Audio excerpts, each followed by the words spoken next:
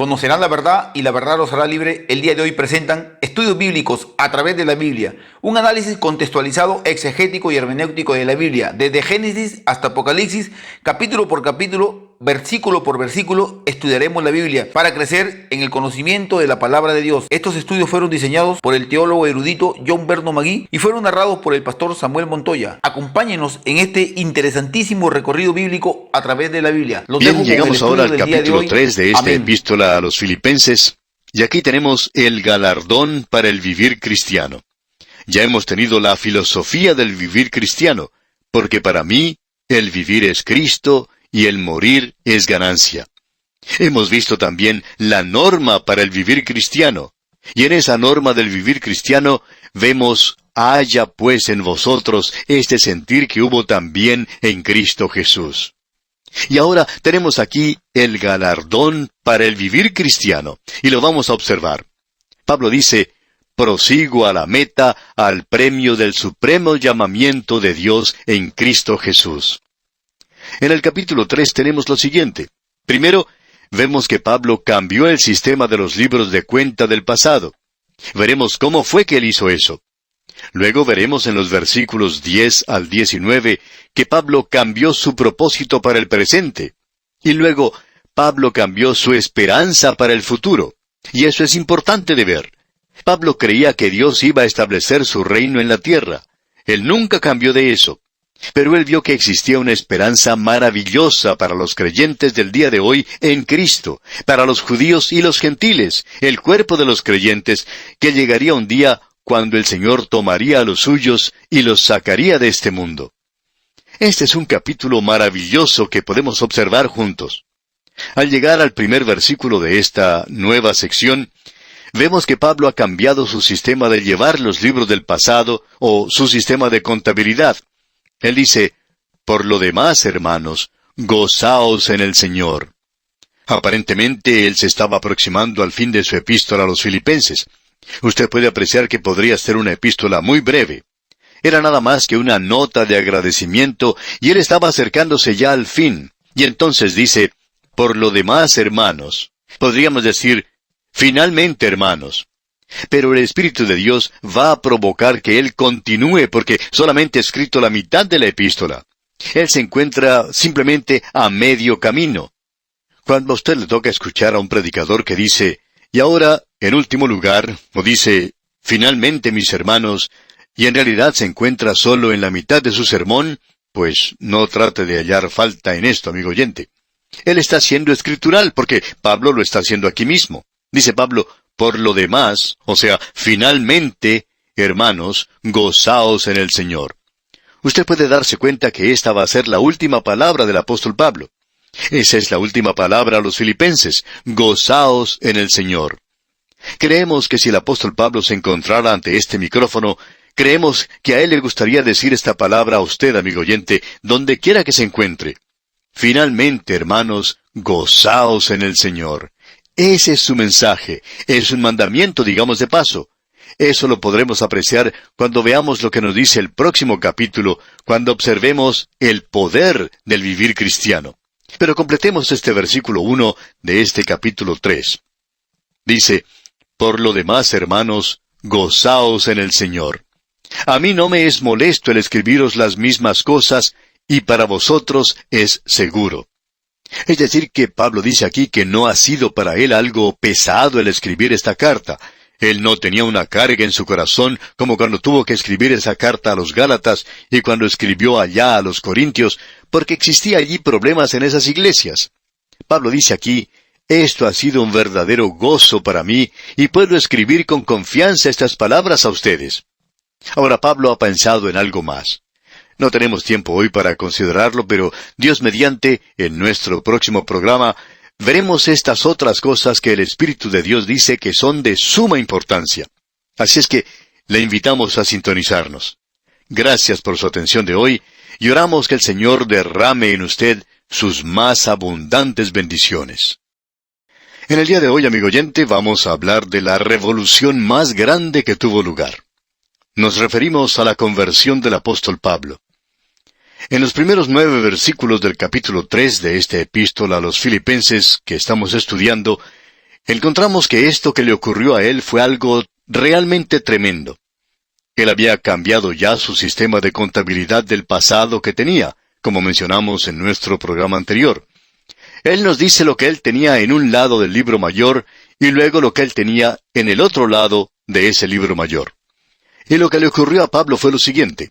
En un lado del libro mayor, cuando él era fariseo y bajo el judaísmo, él tenía tantas cosas que podía sumar y resultaban con un total muy grande. Era tanto lo que tenía que él pensaba que todas esas cosas lo exaltaban a él ante Dios. Todas esas cosas él había acreditado en el haber de su libro. Ahora, en el lado del debe del libro, había apuntado a alguien a quien él odiaba. Y ese era el Señor Jesucristo.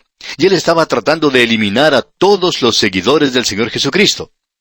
Como dijimos, eso lo había entrado en el lado del debe. Así que tenemos este libro mayor con su debe y con su haber. Cuando él se encontró con el Señor Jesucristo en el camino hacia Damasco, él cambió su sistema de contabilidad. Lo que antes se encontraba en el lado del debe, pasó ahora a formar parte del lado de haber. Lo que antes se encontraba en el haber, ahora debía pasar al debe. Y amigo oyente, eso es una revolución. Supongamos que un día yo regreso a mi casa de un largo viaje, y tengo que ir a un negocio a pagar las cuentas en las que han incurrido mi esposa y mi familia. Yo me acerco a ese lugar y le digo a la cajera que quiero pagar lo que debo, y le entrego un cheque para cubrir mi cuenta. Pero entonces la cajera me dice, «Señor, desde que usted se ha ido, hemos cambiado nuestro sistema de contabilidad. Lo que antes era un debe, ahora es un haber y viceversa. Y usted no nos debe nada a nosotros. Por el contrario, nosotros le debemos a usted». Amigo oyente, si la economía de nuestros países permitiera eso, yo llegaría a ser un millonario. Tendría que recibir en lugar de estar entregando todo el dinero. Eso provocaría tal reacción que usted podría hablar de lo que haría la inflación y el sistema monetario del mundo se vería verdaderamente sacudido. Por cierto que algo así lo haría cambiar y preocupar en gran manera, ¿no le parece? Pues bien, eso fue precisamente lo que le ocurrió a Pablo en el camino a Damasco. Y él nos va a contar acerca de eso ahora, y en primer lugar nos dirá lo que él tenía antes. Pero antes de que él nos diga eso, él dice, yo quiero hablar con ustedes, filipenses, y quiero decirles ciertas cosas. Él dice, por ejemplo, y en primer lugar, guardaos de los perros. Ahora no creo que él esté pensando en el cartero en ese instante. Yo no sé por qué los perros siempre odian al cartero, no importa quién sea él. Así es que esto podría ser considerado como una advertencia para el cartero. Guardaos de los perros. Pero eso no es realmente de lo que Pablo está hablando. ¿Qué es entonces lo que él quiere decir cuando dice perros? Creemos que podemos informarnos acerca de esto leyendo lo que dice allá el profeta Isaías en el capítulo 56. Allí Isaías está advirtiendo a la gente contra los falsos profetas de ese día, aquellos que intentaban hacer que la gente se sintiera bien cómoda todo el tiempo, en lugar de advertirles cómo deberían hacer. Ese es un gran peligro hoy porque en nuestra sociedad la comodidad es la última palabra. Algunos de nosotros cuando viajamos queremos descansar bien. Si nos toca viajar en automóvil, buscamos algún lugar, hotel o motel que sea cómodo. No nos gusta dormir al aire libre al lado del camino. Para algunos de nosotros sería imposible hacerlo físicamente. Así es que buscamos la comodidad y la mayoría de nosotros hacemos eso. Y como resultado, existe cierto peligro hoy en el ministerio al tratar de presentar ante los santos de la iglesia cosas que son buenas y cómodas. Cierto hombre, muy destacado en la iglesia, abandonó esa iglesia, porque decía que el pastor de esa iglesia nunca presentaba mensajes que fueran buenos y tranquilos. No le gustaba mensajes con advertencia. Más adelante se descubrió que este hombre no era muy honrado en cuanto a sus negocios. Por tanto, él no necesitaba mensajes que fueran buenos, sino que necesitaba mensajes de advertencia. Y opinamos que eso era lo que a él no le gustaba. Quizá él pensaba que el pastor sabía algo, como muchas veces pasa con los miembros de la audiencia, aunque el pastor no sepa nada en realidad, ya que la mayoría de los pastores no se dedican a predicar un sermón simplemente a una persona en particular, sino a toda la congregación.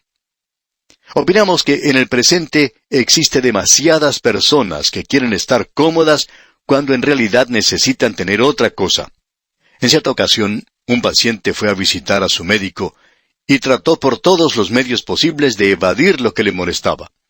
Y le dijo al médico que él conocía a otra persona que tenía el mismo problema que él y que se le había recetado cierta medicina y se había sanado. Su médico le examinó y luego le dijo: «Si usted necesita alguna medicina, yo se la daría. Pero no creo que usted necesite medicina.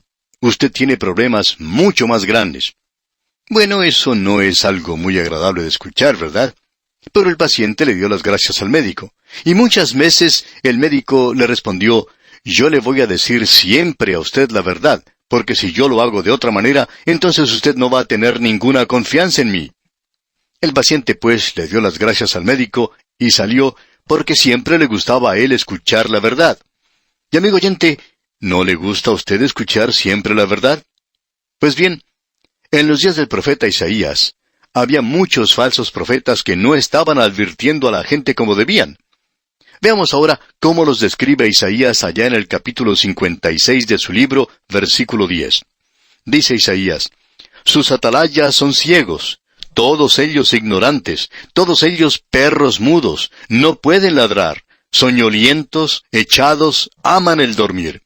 El profeta Isaías llama a estos falsos profetas perros mudos. Podemos mencionar como ejemplo a los perros ovejeros. Estos cuidan a las ovejas, y si algún animal, un león o un oso, atacara al rebaño, ese perro debería correr al animal y ladrar de tal manera que sería de advertencia a los demás que se aproximaba a alguna clase de peligro. Pero nos damos cuenta aquí que estos falsos profetas estaban somnolientos, no estaban dando ninguna clase de advertencia. El profeta Isaías no era muy popular porque la gente le estaba diciendo a él: «Déjanos dormir». Y ese es el peligro que muchos de nuestros países enfrentan en la hora presente. Nosotros nos ponemos a dormir, amigo oyente. Y eso no simplemente bajo las drogas y el alcohol, sino bajo la cobija de una sociedad de opulencia. Existen ciertas ideas de comodidad, de lograr algo sin hacer nada, de tomar las cosas con calma, de tener un día bueno. Esas son las cosas que estamos buscando en el presente, y lo que necesitamos es que alguien se ponga a ladrar un poco. Así es que Isaías llama a los profetas falsos perros mudos, el no decir lo que uno debiera decir como profeta de Dios, como un hombre de Dios. De modo que Pablo les dice a los filipenses: «Guardaos de los perros». Guardaos de estos hombres que están constantemente presentando las cosas cómodas y no están predicando la palabra de Dios como debieran. Luego Pablo continúa diciendo: «Guardaos de los malos obreros». Hay personas que son malos obreros, no son honrados, pero no vamos a entrar a tratar este tema en el día de hoy. Siguiendo adelante leemos: «Guardaos de los mutiladores del cuerpo». Aquí tenemos una advertencia contra el judaísmo, contra el legalismo, aquellas personas que estaban deseando poner a los creyentes bajo la ley, de modo que el apóstol dice: «Guardaos de los mutiladores del cuerpo». Y enseguida él dice: «Porque nosotros somos la circuncisión». Ahora, ¿qué es lo que quiere decir Pablo con esto? Bueno, creemos que él aclaró este punto muy bien allá en su epístola a los Gálatas, cuando al llegar al final de esta epístola él dice: «Porque en Cristo Jesús ni la circuncisión vale nada, ni la incircuncisión, sino una nueva creación». Así es que él dice que la antigua circuncisión es algo que queda de lado, si es que usted está en Cristo Jesús, y eso es la verdadera circuncisión del presente. Eso es lo que él está diciendo aquí en este versículo 3 de la epístola a los Filipenses capítulo 3. Leamos este versículo. «Porque nosotros somos la circuncisión, los que en espíritu servimos a Dios, y nos gloriamos en Cristo Jesús, no teniendo confianza en la carne». Escuche bien lo que está diciendo Pablo aquí. No teniendo confianza en la carne. No tiene confianza en la carne, y usted puede darse cuenta lo que el enemigo va a decir ahora. Fue así como lo dijeron. Bueno, usted ya conoce al hermano Pablo. Él dice que nosotros no debemos poner confianza en la carne, y nosotros no tenemos que confiar en los sacrificios, que tampoco debemos confiar en la ley, que la ley no nos va a salvar, y que nosotros no debemos poner nuestra confianza en estas cosas. Y él dice que en el día de hoy nosotros no debemos tener confianza en la carne. El hermano Pablo puede muy bien decir eso porque él no tiene mucho en qué apoyarse. Él no tiene ningún antecedente. Él no ha estado mucho tiempo en nuestra religión. Él nunca supo mucho acerca de esto y su vida nunca llegó a alcanzar las normas establecidas. Así es que él puede decir esas cosas, por supuesto. Ahora Pablo va a responder a eso. Él dice, no teniendo confianza en la carne. Pero luego Pablo sigue diciendo, aunque yo tengo también de qué confiar en la carne. Si hubiera alguna persona aquí que pudiera confiar en la carne, yo podría tener mucho más que él. Y escuche lo que dice aquí en el versículo 4. Aunque yo tengo también de qué confiar en la carne. Si alguno piensa que tiene de qué confiar en la carne, yo más. Pablo está diciendo, yo puedo colocar mi vida religiosa al lado de cualquier otro hombre y tendría lo suficiente. Y no solo eso, sino que a mí me sobraría mucho más. El apóstol Pablo va a mencionar aquí 7 cosas en las cuales él confiaba antes de encontrarse con el Señor Jesucristo en el camino a Damasco. Y yo quiero que usted preste atención a estas 7 cosas aquí que él ha mencionado, porque son en realidad muy importantes.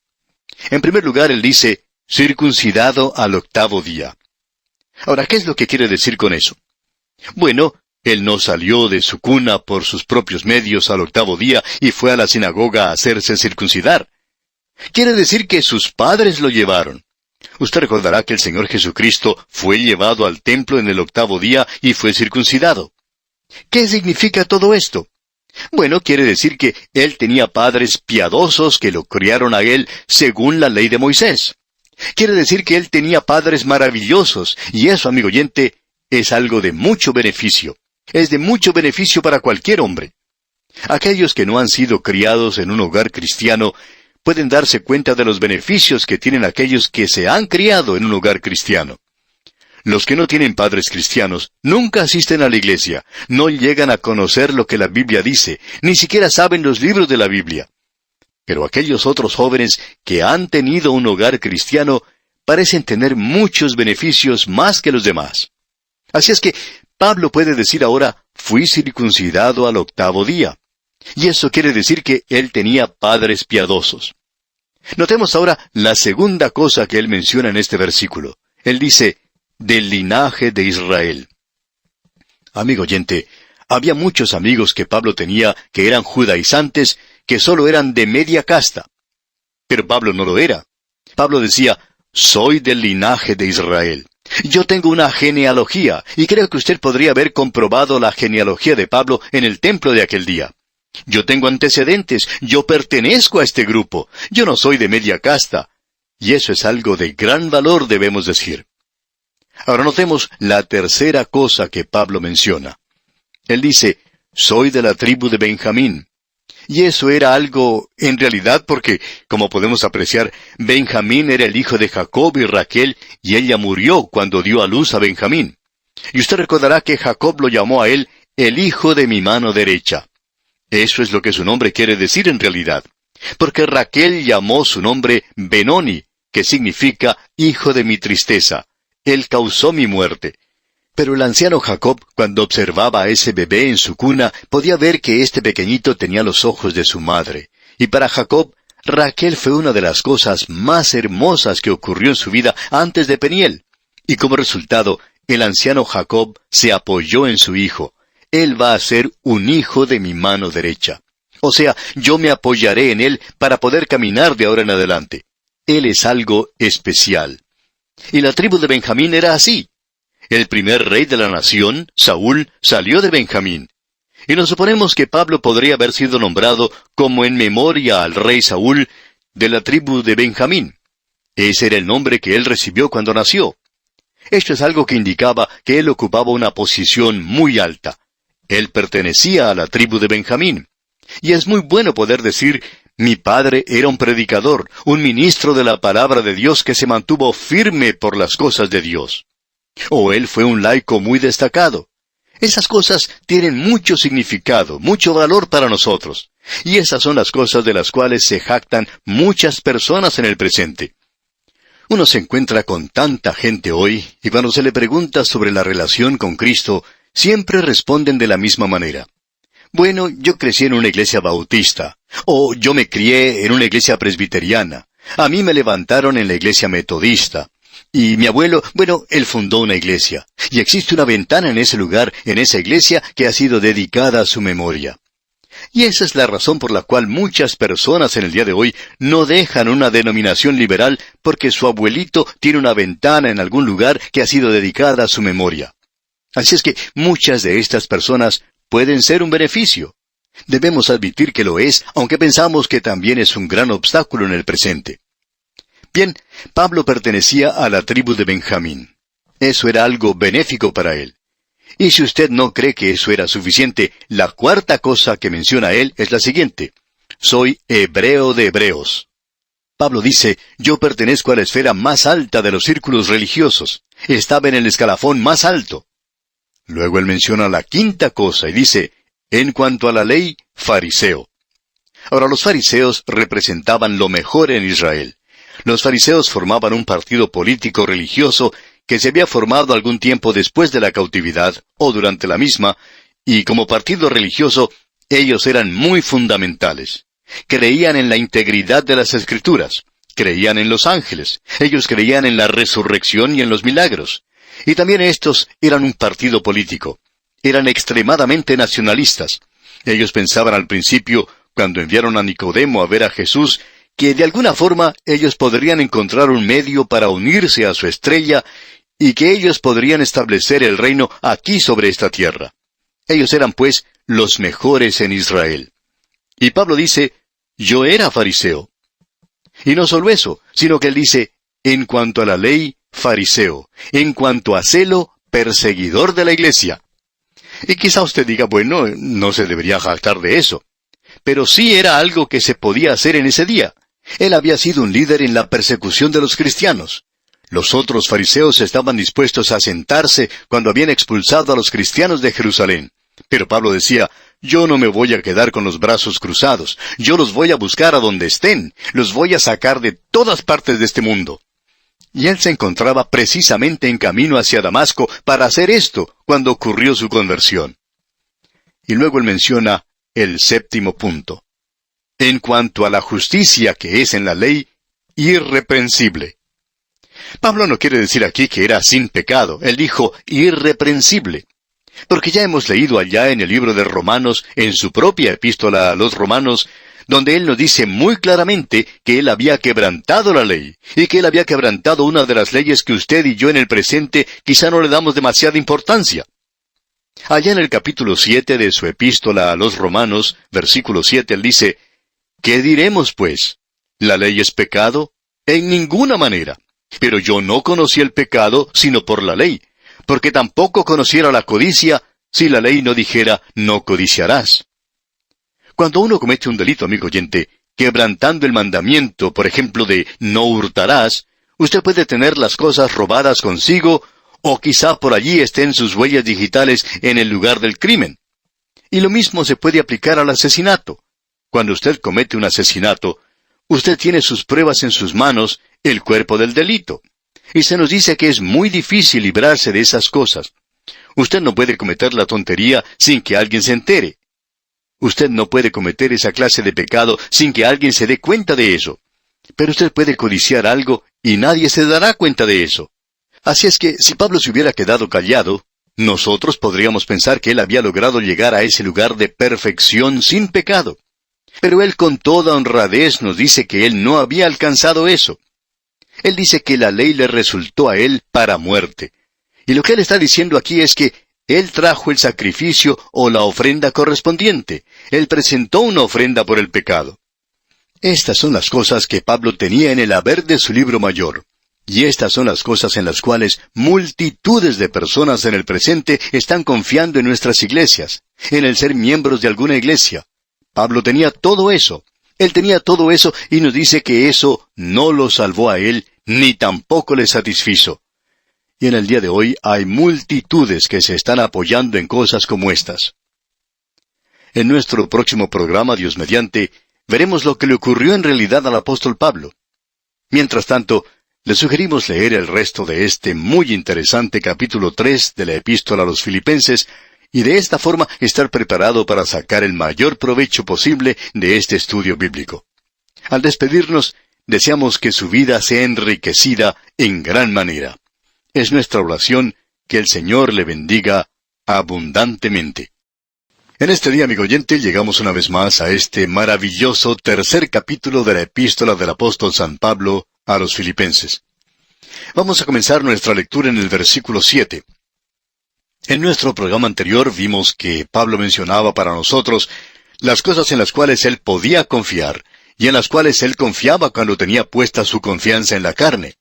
Es decir, que él creía que sus buenas obras, su religión, sus ritos, sus sacrificios, todo lo que él hacía contribuía para su salvación. Pero luego él se dio cuenta cuando se encontró con el Señor Jesucristo en el camino a Damasco, que algo ocurrió en su vida. ¿Y qué fue lo que ocurrió? Tuvo lugar una verdadera revolución. Escuche lo que él dice aquí en el versículo 7 de este capítulo 3 de su epístola a los Filipenses que estamos estudiando. Pero cuantas cosas eran para mi ganancia, las he estimado como pérdida por amor de Cristo. Eso es lo que le ocurrió a él en ese camino a Damasco. Pero cuantas cosas eran para mi ganancia, las he estimado como pérdida por amor de Cristo. O sea que, en el haber de su libro mayor de contabilidad, él había estado sumando sus buenas obras y su carácter, sus antecedentes, su religión. Todo esto parecía que realmente era algo, que era de valor. Y lo era a nivel humano. Pero él dice, cuando yo me encontré con Cristo, todo eso cambió. Ya no estaba más en el haber, sino que ahora formaba parte del debe. Ya no confiaba más en eso. Cuando yo me encontré con el Señor Jesucristo, antes le odiaba yo a Él. Me encontraba en el camino a Damasco para perseguir a aquellos que le seguían. Y ahora, el que estaba en el lado del debe pasa a formar parte del haber, y en el único que yo confío es en el Señor Jesucristo. Amigo oyente, si el sistema de contabilidad de nuestras naciones fuera transformado de esa manera, cambiaría la economía mundial, y en realidad tendría lugar una revolución como tuvo lugar la revolución en la vida de Pablo. En realidad, amigo oyente, cualquier conversión es una revolución, porque las cosas que antes se consideraban ganancia, ahora se cuentan como pérdida. Y lo que antes se consideraba una pérdida, ahora se considera una ganancia. Cambia todas las cosas de arriba para abajo y de adentro para afuera. Lo coloca a usted en una posición completamente nueva. Y si usted, amigo oyente, no ha experimentado esto, bueno, lo único que podemos decir es que simplemente no ha ocurrido. Eso es todo. Pero aquí se nos describe lo que es en realidad la conversión. Entre los versículos 7 y 8 existe una pausa de tiempo. ¿Cuánto tiempo? No podemos decir. Pero más adelante, Pablo podría decir lo siguiente aquí en el versículo 8. Y ciertamente, aún estimo todas las cosas como pérdida por la excelencia del conocimiento de Cristo Jesús, mi Señor, por amor del cual lo he perdido todo, y lo tengo por basura, para ganar a Cristo. Esto no era solamente una experiencia de un momento. En realidad, este asunto de la conversión no es como un globo de ascensión, y hay muchas personas que piensan que la santificación es eso, de que usted puede dirigirse hacia el altar y tener alguna experiencia, ver una visión, y que usted es elevado hacia las alturas y eso es todo.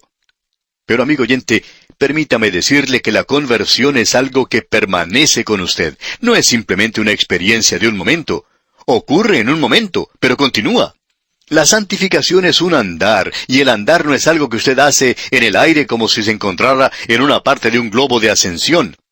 Un andar, un caminar, es un andar aquí mismo, aquí abajo, día a día y momento a momento. Pablo está diciendo aquí, desde el momento en que me encontré con Cristo, ese conocimiento de Jesucristo es lo más importante de mi pensar. Y luego él dice también, por eso he perdido todo lo que tenía, todas estas cosas en las cuales yo confiaba, ahora ya no lo hago. Y Pablo añade, todas las cosas que yo tenía antes y que consideraba maravillosas, todas mis posesiones, ahora lo pongo por basura. Esa es una declaración bastante fuerte, amigo oyente. Pablo está diciendo, yo estoy botando mi religión a la basura. Y eso es lo que muchas personas necesitan hacer en el día de hoy. El Dr. Carroll dijo en cierta ocasión, cuando yo me convertí, perdí mi religión. Y hay muchas personas hoy, amigo oyente, que necesitan de veras perder su religión y encontrar a Cristo Jesús como lo hizo Pablo. Él perdió su religión. No solo la perdió, sino que la arrojó a la basura. Ya antes la había tenido sobre la mesa como si fuera la posesión más preciada de su vida. Esta es la revolución que ocurrió. Y ahora él declara esto en términos teológicos de una manera maravillosa. Y esta es la explicación teológica de lo que le ocurrió a él. Leamos el versículo 9. Y ser hallado en él, no teniendo mi propia justicia, que es por la ley, sino la que es por la fe de Cristo, la justicia que es de Dios por la fe. Sobre este versículo ponemos a Juan Bunyan, quien andando por un cañaveral durante la noche, pensando cómo podría presentarse él ante Dios, hizo la siguiente declaración. Cuando yo fui a Cristo, me vi simplemente como un pecador, me vi a mí mismo como pecado desde la coronilla hasta mis pies. Yo era pecado. Y cuando fui a Él, vi que no tenía nada, que Él lo tenía todo. Y este es el versículo, dijo él, que le vino a la mente esa noche cuando estaba caminando por el campo en esa ocasión. Y ser hallado en Él, no teniendo mi propia justicia. Su propia justicia, como Él nos dice muy claramente, es de la ley, es decir, el guardar la ley. Él podía jactarse del hecho de que Él guardaba el día sábado. Y luego Pablo dice, nadie os juzgue en cuanto al día sábado. Dios no me va a juzgar a mí, y yo no voy a permitir que usted me juzgue. Quizá usted pueda hacer una declaración como esa, pero esa declaración, amigo oyente, no tiene ningún valor por lo que él dice aquí en cuanto a la propia justicia. Nosotros quizá podríamos jactarnos del hecho de que predicamos tantas veces durante el año, que tenemos programas todos los días, pero esto es en realidad nada, amigo oyente. Esto no agrega nada en cuanto a la salvación. Mi propia justicia es una justicia legal en cuanto a la salvación, y Dios ya ha dicho, la justicia del hombre es como trapos de inmundicia ante Él. Y Dios no está aceptando cosas así, amigo oyente. Él está aceptando a pecadores inmundos. Sí, y Él es quien los puede limpiar. Pablo, por lo tanto, había abandonado todo reclamo en cuanto a su propia justicia. Amigo oyente, cuando usted viene a Cristo Jesús, usted se acerca a Él como una persona en bancarrota. Usted no tiene nada que ofrecerle a Él. Debemos mirar eso, debemos considerar eso y decirlo tal cual es. ¿Qué es lo que usted tiene y Dios puede usar? En cierta ocasión, un matrimonio se convirtió a Cristo. Ambos tenían mucho talento. Eran artistas que habían actuado en clubes nocturnos y eran en realidad personas muy atractivas.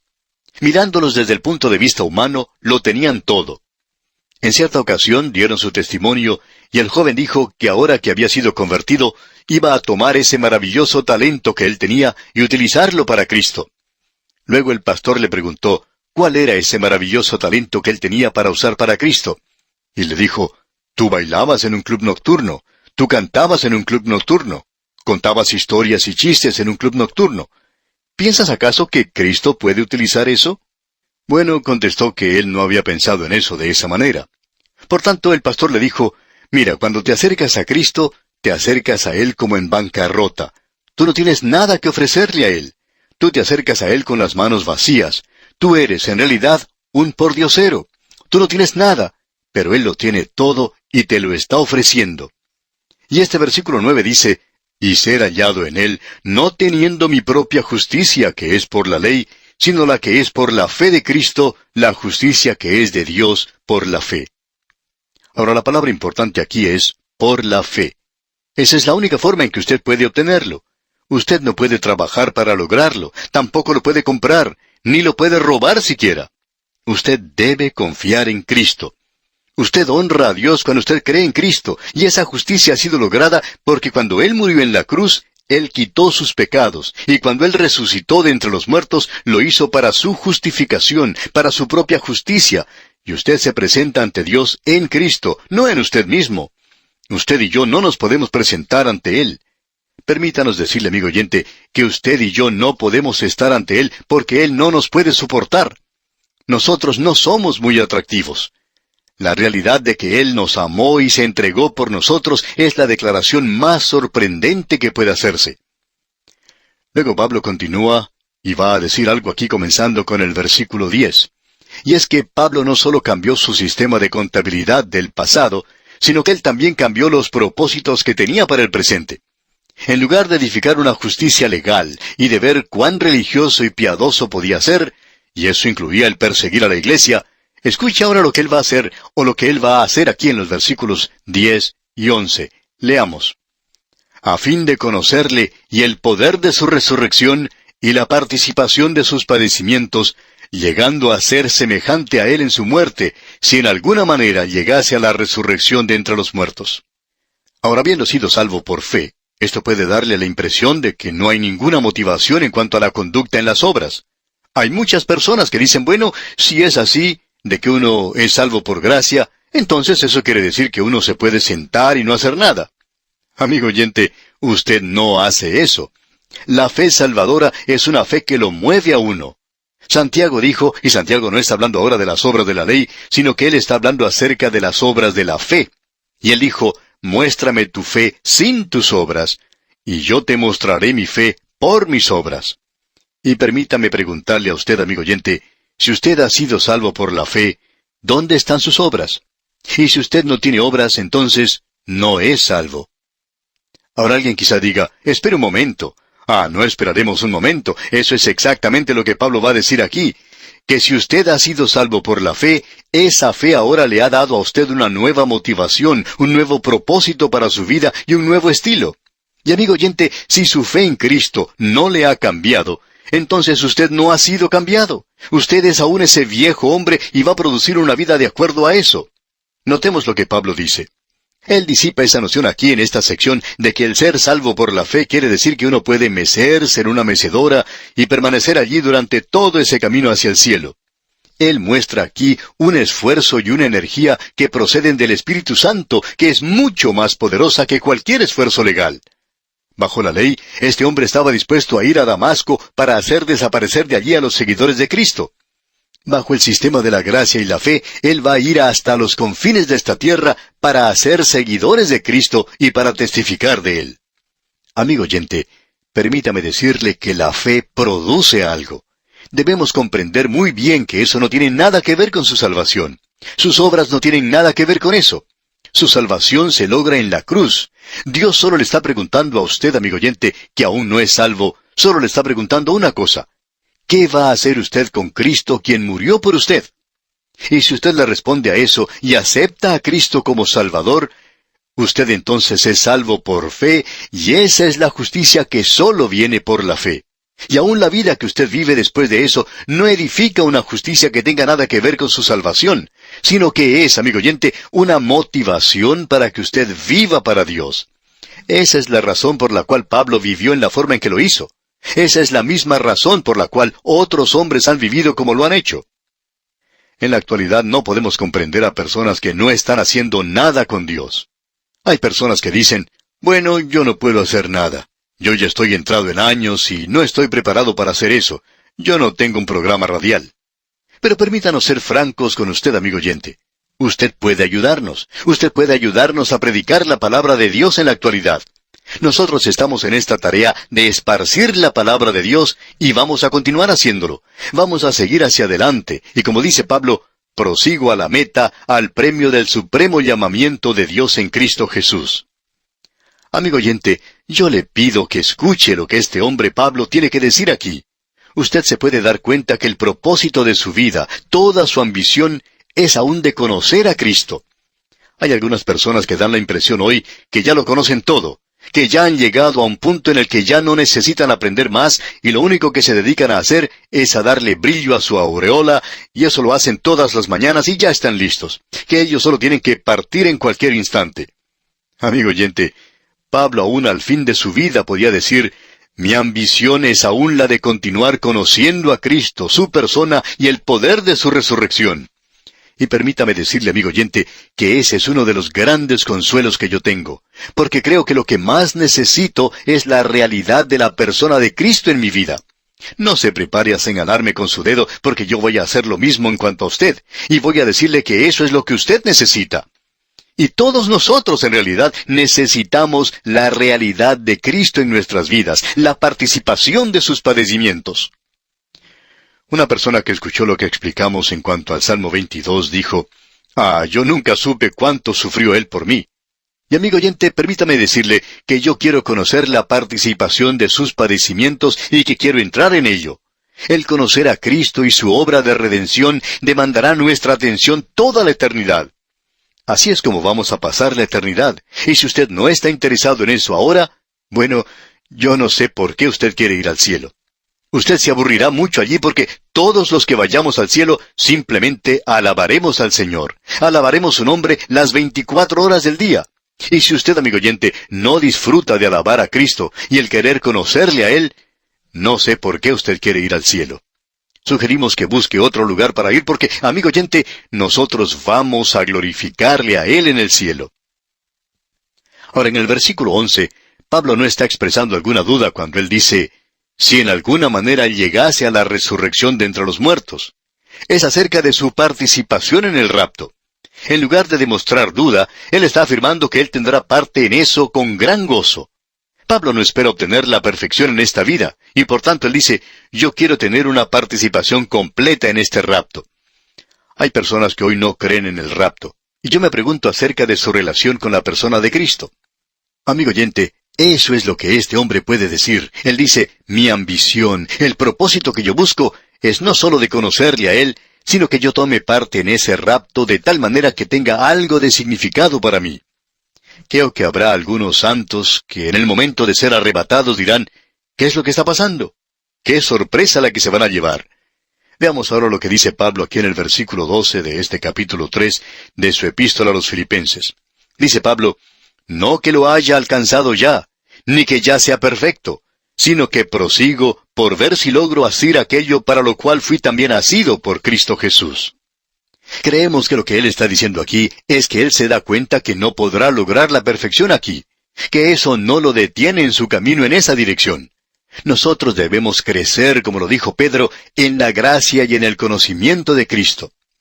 Notemos ahora lo que dice él en el versículo 13, y esto nos presenta el modus operandi de la vida de Pablo.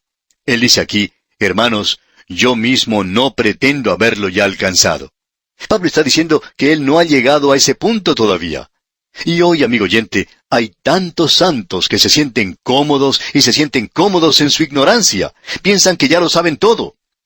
Amigo oyente, observe lo que dicen los versículos 13 y 14 de este capítulo 3. Hermanos, yo mismo no pretendo haberlo ya alcanzado, pero una cosa hago, olvidando ciertamente lo que queda atrás y extendiéndome a lo que está delante, prosigo a la meta, al premio del supremo llamamiento de Dios en Cristo Jesús. El apóstol se refiere al pasado. Él está dejándolo detrás de sí con todas sus equivocaciones. Él no permite que eso llegue a ser un detrimento para el presente o el futuro. Él vive en el presente en la expectación del futuro cuando él va a crecer y desarrollarse. Alguien ha dicho que hoy es el mañana por el cual usted se estaba preocupando ayer. Esta es la santificación práctica de Pablo. ¿Cuán real es esto? Y él dice, yo estoy corriendo una carrera y hay un premio para el vivir cristiano. El futuro de Pablo ha sido absorbido por Cristo de tal manera que eso motiva todo lo que él dice y hace en el presente. Y él se identifica a sí mismo con un atleta que está corriendo para alcanzar el premio. Y ese premio no es una recompensa terrenal, sino por Cristo mismo, que algún día cuando tenga lugar el rapto, él será arrebatado y llegará a la presencia de Cristo. Eso es lo que él anticipaba. Hay muchos de nosotros que hoy necesitamos entrar en esta carrera de la vida. Creemos que hay muchos creyentes en la actualidad que son como esa historia que hemos escuchado acerca de una jovencita que se encontraba en una fiesta en la cual estaban jugando para ver quién era el que podía hacer la cara más cómica. Al final, los organizadores se acercaron a ella y le dieron el premio y ella preguntó, «Bueno, ¿y por qué me dan esto?» «Bueno», le dijeron, «es el premio por hacer la cara más cómica». Y ella dijo, «Yo ni siquiera estaba jugando».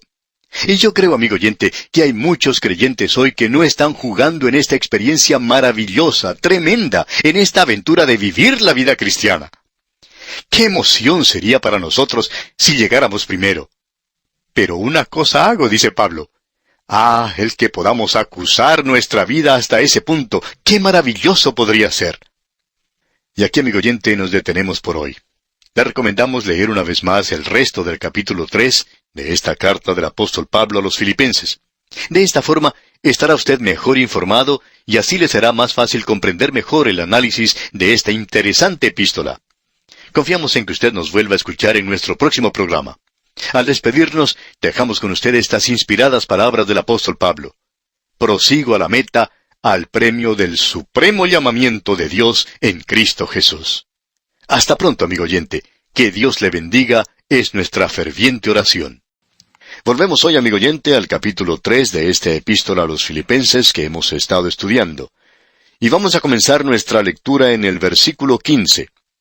En este capítulo ya hemos observado algo del premio del vivir cristiano.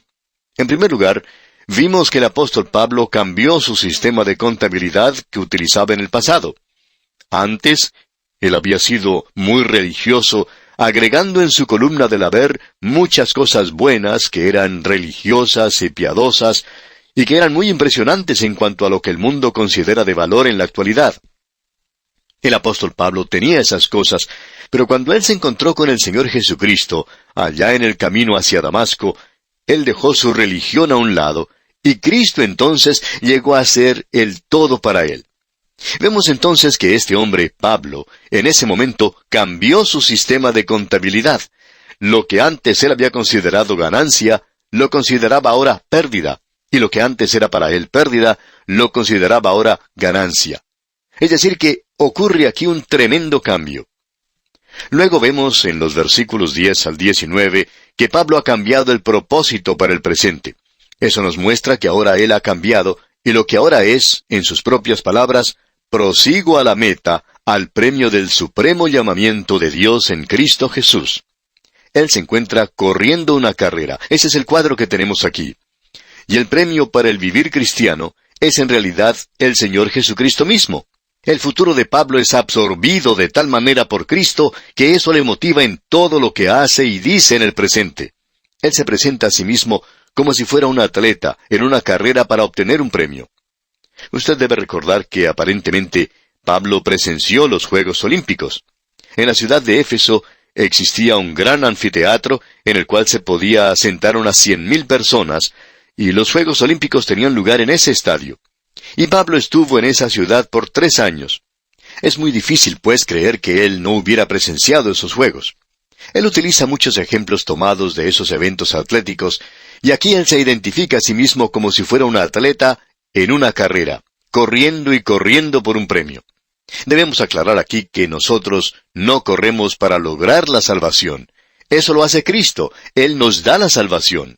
O lo tenemos o no lo tenemos. O nosotros confiamos en Él o no confiamos en Él.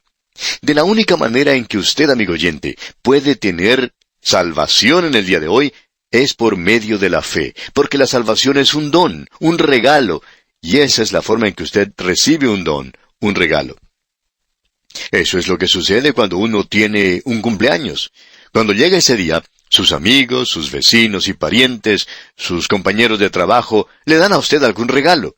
Cuando ellos le ofrecen a usted un regalo, usted cree que se lo están dando, y por tanto lo toma y eso es todo. Uno acepta el regalo y da las gracias por ello. Uno no tiene que hacer nada para merecerlo, ganárselo, o no tiene que trabajar para lograrlo. Es simplemente un regalo. Ahora el don o regalo de Dios es vida eterna en Cristo Jesús, y eso es Cristo mismo. Y usted, amigo oyente, o lo acepta a Él, o lo rechaza. Esa es la salvación, el aceptar a Cristo, y usted solo la puede obtener por fe. Quiere decir, el creer lo que Dios dice. Cuando uno tiene un cumpleaños, usted le cree a sus amigos. Ellos le dicen, oye, tenemos un regalo para ti. Y le entregan un paquete y usted lo toma. Usted cree en ellos. Usted no cruza sus brazos y dice, bueno, yo no estoy seguro que ustedes me lo quieran dar. No estoy seguro que ustedes quieran hacer eso. Usted y yo, amigo oyente, no sabemos en realidad lo bueno que es Dios. Para Pablo, después de haber recibido la vida eterna, Cristo se convierte en todo para él, y él se encuentra en una carrera y en una carrera para poder ganar a Cristo. ¿De qué manera? Bueno, algún día Él va a estar delante de nosotros y Pablo no desea ser avergonzado en su presencia. Juan nos dice que es posible ser avergonzado cuando Él aparezca. Y pensamos que hay muchos creyentes en la actualidad que siempre están hablando de esto. Ah, si el Señor Jesucristo viniera.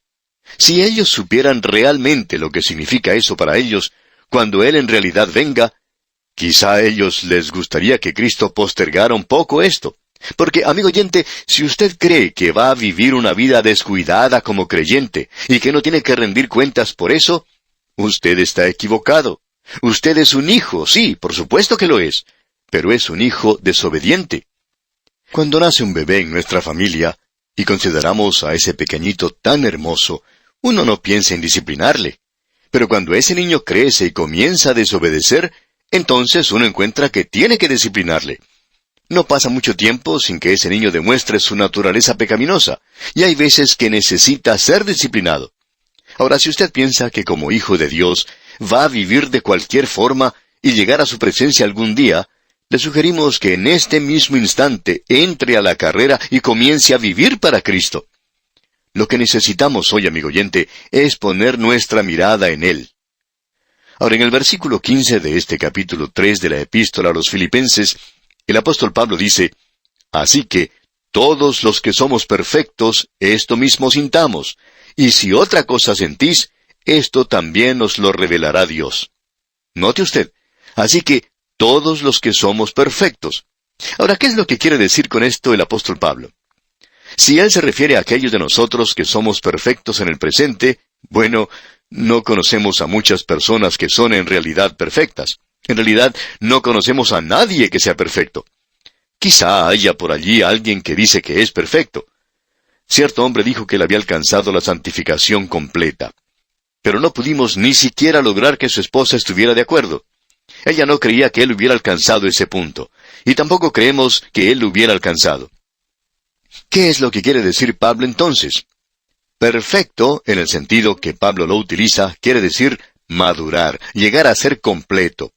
Volvamos a hablar de los niños otra vez. Cuando un bebé nace, es una de las cosas más hermosas que uno pueda ver. Simplemente hermosa.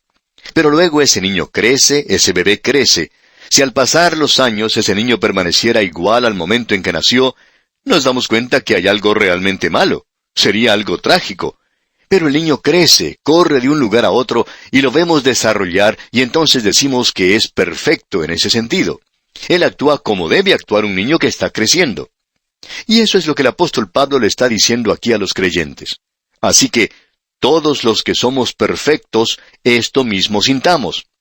Los que somos completos en Cristo, aquellos que estamos creciendo en Cristo, entremos a esta carrera, trabajemos para Él, hagamos algo para Cristo. Y si otra cosa sentís, esto también os lo revelará Dios.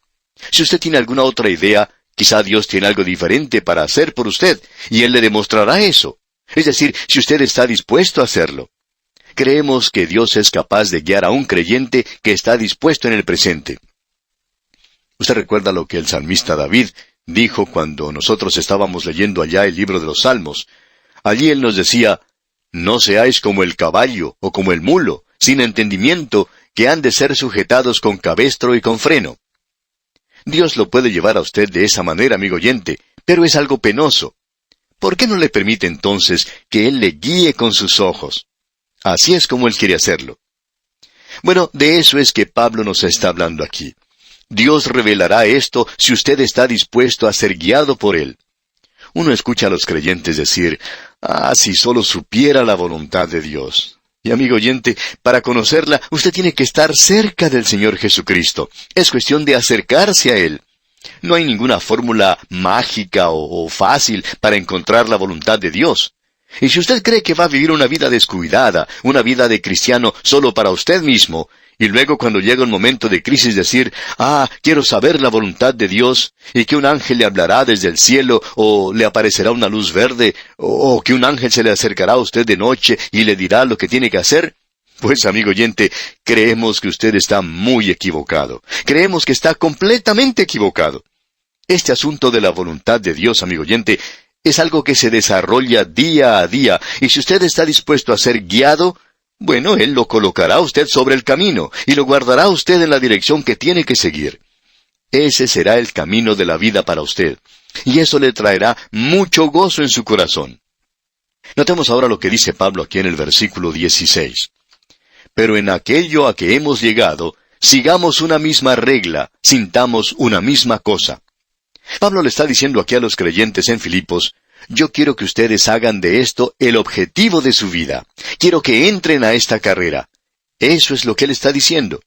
Y ahora él se pone a sí mismo como ejemplo. Él dice en el versículo 17, Hermanos, sed imitadores de mí, y mirad a los que así se conducen según el ejemplo que tenéis en nosotros. ¿Cómo me gustaría a mí decir eso, amigo oyente? Pero no puedo hacerlo. Sin embargo, Pablo sí podía decirlo. Él dice, si quieres saber cómo hacerlo, obsérvanos a nosotros. Y nuevamente tenemos que decir que no es simplemente por imitación, sino lo que él quiere decir aquí es que usted debe aprender a compartir el poder de Cristo en el cuerpo de Cristo, la iglesia. Permítanos, amigo oyente, hablar a aquellos que a veces piensan que estamos contra la iglesia. No es que estemos contra la iglesia, pero sí creemos que es necesario en el día de hoy señalar las dificultades que existen, porque la iglesia se encuentra en un estado de apostasía, amigo oyente. No hay dudas en cuanto a esto. Por tanto, tenemos el derecho de hacerlo, el deber de hacerlo, y deberíamos señalar estas cosas. Ahora, esto no quiere decir que usted está contra la iglesia. Pero es necesario reconocer que en el día de hoy, la función apropiada del creyente es la de hacerlo dentro de una organización cristiana, una iglesia. Esto no tiene que ser un edificio que se parezca a una iglesia. Hay muchas personas que piensan que tienen que ir a cierta clase de edificio, pero eso no es así. Usted puede actuar en una organización cristiana en el día de hoy, y pensamos que si existe en su comunidad una buena iglesia bíblica, donde se esté predicando la palabra de Dios, donde se esté practicando la palabra de Dios, y usted no está identificado con ella, diríamos que usted está apartado de la voluntad de Dios. Si existe una organización cristiana en su ciudad, y usted no la está apoyando, pensamos que usted está aparte de la voluntad de Dios. Estamos siendo muy francos cuando decimos esto, amigo oyente. Creemos que eso es exactamente lo que Pablo quiere decir aquí, y sabemos que eso es lo que dice en otros lugares también. Bueno, sigamos leyendo lo que Pablo nos dice aquí. En los versículos 18 y 19 del capítulo 3 de la epístola a los Filipenses, él nos muestra el lado negativo. Leamos. Porque por ahí andan muchos, de los cuales os dije muchas veces, y aún ahora lo digo llorando, que son enemigos de la cruz de Cristo, el fin de los cuales será perdición, cuyo Dios es el vientre y cuya gloria es su vergüenza, que solo piensan en lo terrenal. Creemos que eso es probablemente la condenación más severa que usted puede encontrar en cuanto a aquellos que profesan ser creyentes aquí. El apóstol Pablo está diciendo aquí que hay algunos que profesan a Cristo. Sin embargo, contradicen todo esto por la forma de vivir que tienen. Él dice aquí que su Dios es el vientre. Eso es algo terrible. En realidad se está refiriendo a sus apetitos. Existen el día de hoy creyentes que tienen un gran apetito por el dinero, y esta gente hace cualquier cosa para poder obtenerlo. Hay otros que hoy tienen el sexo como su Dios. Aún hay otras personas que codician. Eso explica mucho acerca de las críticas que existe en el presente, las contiendas y la vanagloria. Ah, si solo pudiera tener lo que tiene fulano de tal, si solo pudiera hacer lo que fulano de tal está haciendo, si solo pudiera vivir en la casa que él vive, y así por el estilo. Eso es lo que ocurre en el día de hoy, amigo oyente. Hay muchos creyentes en la actualidad que tienen sus corazones y sus mentes puestas en las cosas terrenales. Lo que Pablo está diciendo en realidad aquí es que si usted ha confiado en Cristo, si usted ha tenido esa revolución, la misma revolución que tuvo lugar en Pablo en el camino hacia Damasco, y donde Cristo es ahora lo que absorbe todo su pensar y su tiempo y su talento, entonces él dice, eso se va a demostrar en su vida. El apóstol Santiago lo dice de la siguiente manera, escuche usted. Así también la fe, si no tiene obras, es muerta en sí misma. Pero alguno dirá, tú tienes fe, y yo tengo obras. Muéstrame tu fe sin tus obras, y yo te mostraré mi fe por mis obras. Es decir, amigo oyente, que si usted no tiene ninguna obra, usted no va a llegar a convencer a su prójimo. Dios conoce su corazón, yo no lo conozco, y su prójimo tampoco lo conoce. Pero por cierto que puede conocer sus obras. Calvino lo dijo de esta manera, la fe sola salva, pero la fe que salva no está sola. Pablo está diciendo, cuyo Dios es el vientre. Esa es una declaración verdaderamente terrible. Ahora alguien dirá, es crudo hablar de esa manera. Bueno, no creemos que esa declaración sea cruda. Sin embargo, Podría hacerlo en la actualidad. El ver a creyentes que se han entregado a las cosas de este mundo, a las cosas terrenales, que solo piensan en lo terrenal, como dice Pablo. Esas cosas que son pasajeras. Y llegamos ahora a la última división de este capítulo 3. Pablo ha cambiado la esperanza que tenía para el futuro, y en la primera parte del versículo 20 dice, «Mas nuestra ciudadanía está en los cielos». Él se está refiriendo aquí a la forma total de vivir. Quiere decir un nuevo estilo de vida. Esto ha sido traducido como que nuestro hogar está en el cielo. Y hablando honradamente, debemos decir que probablemente eso se acerca mucho más a lo que Pablo está diciendo. Y quiere decir definitivamente lo siguiente. La palabra utilizada es polichuma. Y de allí es donde sale la palabra política. Política es casi como una palabra sucia en el presente, pero polichuma, política, tiene que ver con la ciudad. Tiene que ver con la vida en la ciudad. Filipos era una colonia romana. Allí se había puesto en vigor las leyes romanas. La gente se vestía con los mismos estilos que se usaba en Roma. Hablaban en latín. Todo era igual como en Roma, y ellos formaban una colonia de romanos. Era una ciudad colonial. En el día de hoy, la iglesia debería ser una colonia del cielo. Y eso quiere decir que la gente debería actuar en la misma forma en la que la gente actúa en el cielo, o actuaría en el cielo. Pero amigo oyente, eso no siempre es cierto, ¿verdad? Deberían tener el mismo lenguaje del cielo, y ellos deberían vivir de la misma forma en que se viviría en el cielo.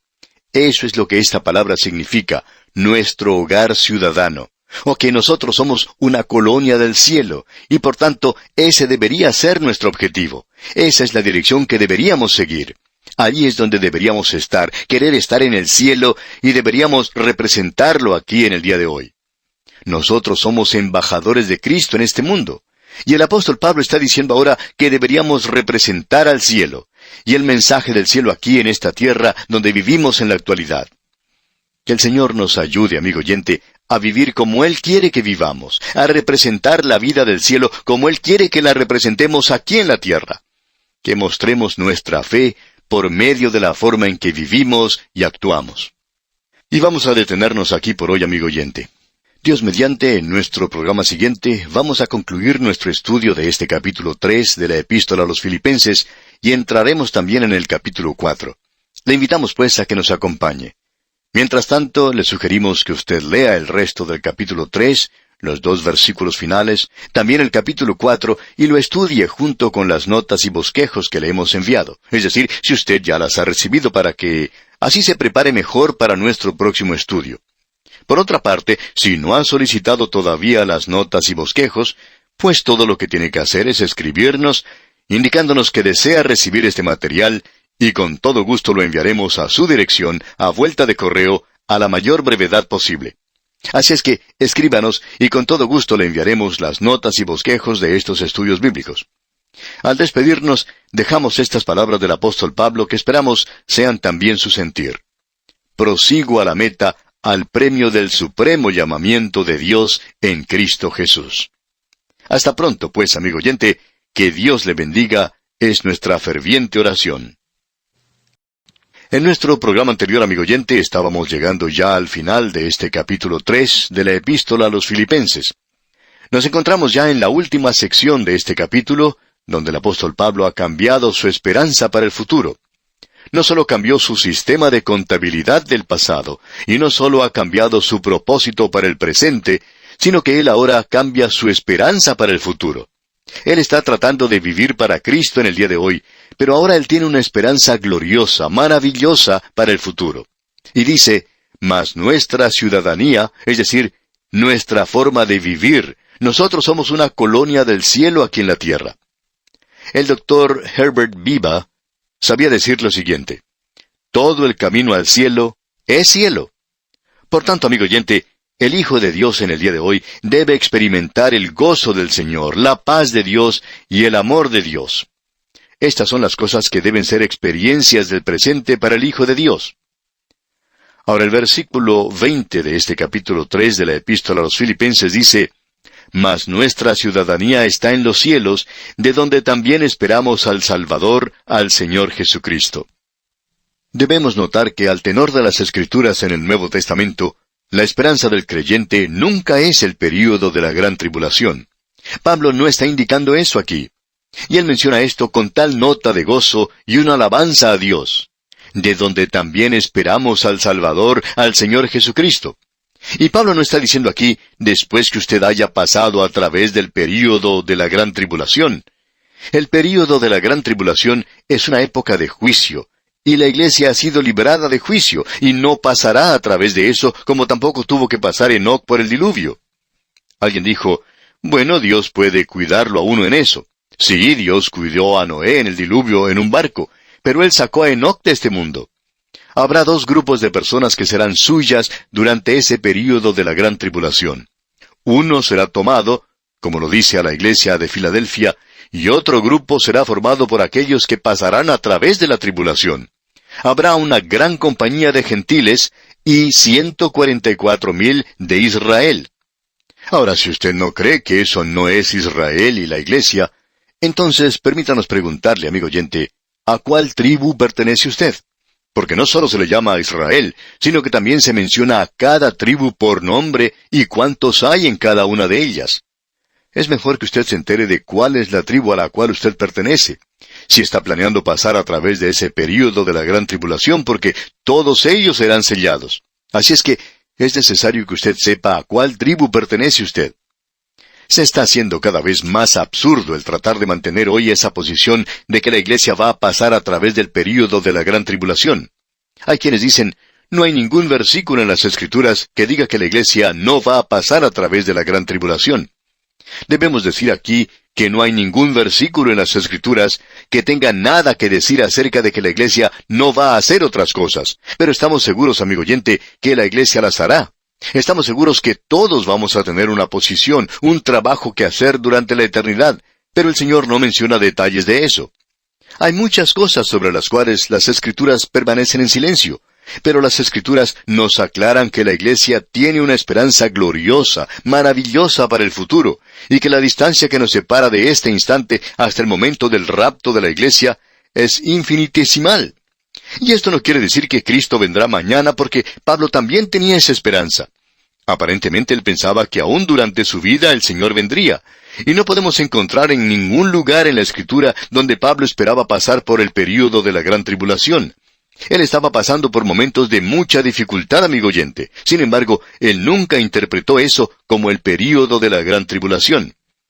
Hay algunas personas que piensan que la gran tribulación es probablemente una gran tormenta, que es probablemente un viento muy fuerte de más de 80 kilómetros por hora que pasará sobre toda la tierra.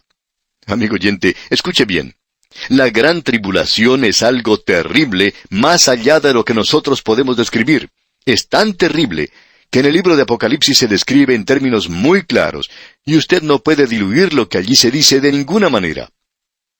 En este versículo 20 del capítulo 3 de la Epístola a los Filipenses, se nota cierta alegría, y esta expresión placentera y de esperanza que notamos aquí, nos deja bien claro, nos aclara que la iglesia no va a pasar a través de la gran tribulación. Este versículo 20 dice, y leamos otra vez, mas nuestra ciudadanía está en los cielos, de donde también esperamos al Salvador, al Señor Jesucristo. En ninguna parte se dice que la iglesia tendrá que pasar por ese período de la gran tribulación. Notemos lo que él dice ahora, el cual transformará el cuerpo de la humillación nuestra. Quizá podríamos cambiar esa palabra humillación por corrupción. Usted y yo tenemos un cuerpo que es corruptible. Tendría que ser puesto a un lado uno de estos días cuando usted y yo salgamos porque está sujeto a la corrupción. El Señor Jesucristo va a cambiar nuestros cuerpos corruptibles. Y esa es una grandiosa esperanza, amigo oyente. Maravillosa. Me gustaría cambiar el mío ahora mismo. ¿Por qué? Bueno, leamos la segunda parte del versículo 21. Para que sea semejante al cuerpo de la gloria suya, por el poder con el cual puede también sujetar a sí mismo todas las cosas. Un cuerpo de humillación es un cuerpo de corrupción, y nosotros seremos cambiados a un cuerpo semejante al cuerpo de la gloria suya. Será un cuerpo como el que el Señor Jesucristo tenía después de su resurrección. Pablo nos habla de esto allá en su primera epístola a los Corintios, capítulo 15, versículos 51 al 54, donde dice, escuche usted, «He aquí os digo un misterio, no todos dormiremos, pero todos seremos transformados en un momento, en un abrir y cerrar de ojos, a la final trompeta, porque se tocará la trompeta, y los muertos serán resucitados incorruptibles, y nosotros seremos transformados. Porque es necesario que esto corruptible se vista de incorruptible, y esto mortal se vista de inmortalidad. Y cuando esto corruptible se haya vestido de incorrupción, y esto mortal se haya vestido de inmortalidad, entonces se cumplirá la palabra que está escrita: sorbida es la muerte en victoria. La idea que aquí se destaca es que será algo que sucede de pronto, de repente, y que tendrá lugar al final de la trompeta, porque se tocará esa trompeta. Hay aquellos que se imaginan que uno de los ángeles del Apocalipsis, la séptima trompeta, es la trompeta que se hace sonar aquí. Pero ¿de dónde sacan la idea de que es la trompeta tocada por el séptimo ángel, cuando en realidad aquel que hace tocar esa trompeta no se indica aquí? ¿Y sabe por qué, amigo oyente? Porque no es una trompeta en el sentido que usted y yo pensamos de alguien tocando la trompeta, si eso es lo que usted piensa. Eso se menciona en Apocalipsis porque allí se está tratando con Israel. Israel salió a la marcha en el desierto haciendo tocar trompetas. 2 trompetas de plata se utilizaron para hacerlos comenzar esa marcha en el desierto. Ellos estaban acostumbrados a las trompetas, nosotros no. Ahora alguien quizá diga, bueno, dice en la Biblia, porque el Señor mismo, con voz de mando, con voz de arcángel y con trompeta de Dios, descenderá del cielo. Bueno, ¿cuál es esa trompeta de Dios? Si alguien se la ha dado a Gabriel, Gabriel va a tocar la trompeta. ¡Qué tontería! Gabriel ni siquiera tiene una trompeta, y si la tiene, no creemos que pueda tocarla. Él no está tocando una trompeta. Lo que quiere decir aquí, porque el Señor mismo, con voz de mando, con voz de arcángel. ¿Y significa eso que un arcángel está con él? No, amigo oyente. Es su voz, la voz del Señor mismo. Es como la voz de un arcángel. Nos habla de la dignidad, de la majestad de ese llamado de él. Ahora la trompeta, ¿qué podemos decir acerca de eso? Bueno, esa es su voz. Eso nos habla de lo penetrante que será y lo terrible que también será. Ahora alguien quizá diga, ¿está usted seguro de eso? Ah, sí, amigo oyente. Allá en Apocalipsis capítulo 1, versículo 10, Juan dice, «Yo estaba en el Espíritu en el día del Señor, y oí detrás de mí una gran voz como de trompeta». Bueno, ¿quién tiene una voz como esa? Juan dice, «Y me volví para ver». ¿Y quién piensa usted que era? El Cristo glorificado. Será su voz. No habrá ninguna trompeta relacionada con la iglesia en esto. Y aquí es el Señor quien da la última llamada. Y esa será la última llamada. En el día de hoy, Él está a la puerta y llama, y dice, «He aquí yo estoy a la puerta y llamo, ábreme». Pero esta es la última.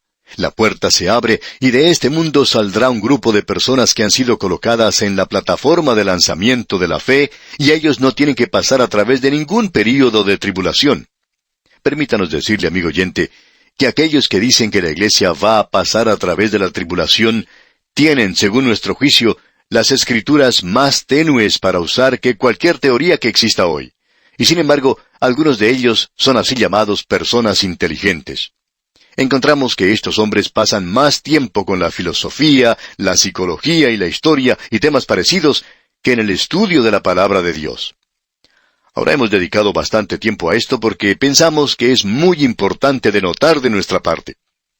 Notemos una vez más lo que dice el versículo 21 de este capítulo 3 de la Epístola a los Filipenses.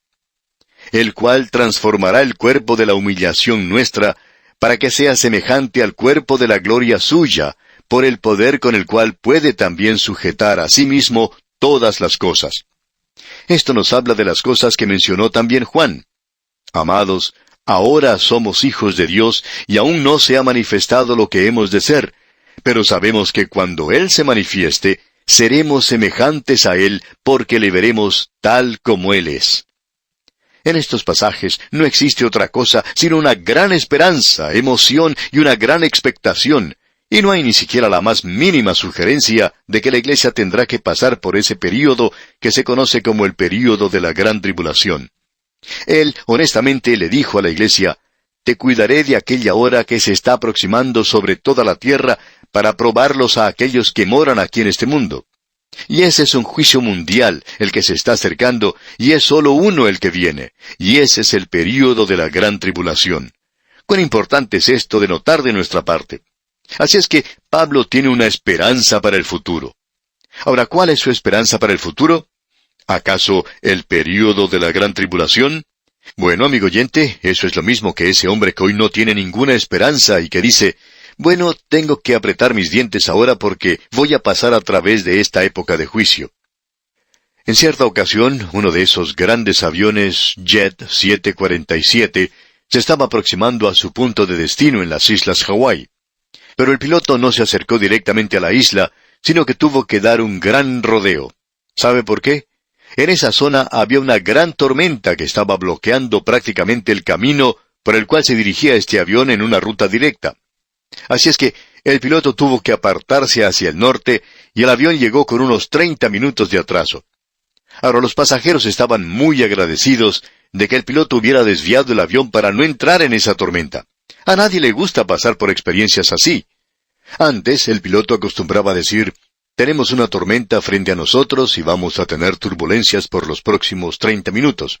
Y eso no era algo muy apreciado por los pasajeros. Pero es muy lindo poder ver que el piloto rodea esas tormentas para no pasar por ellas.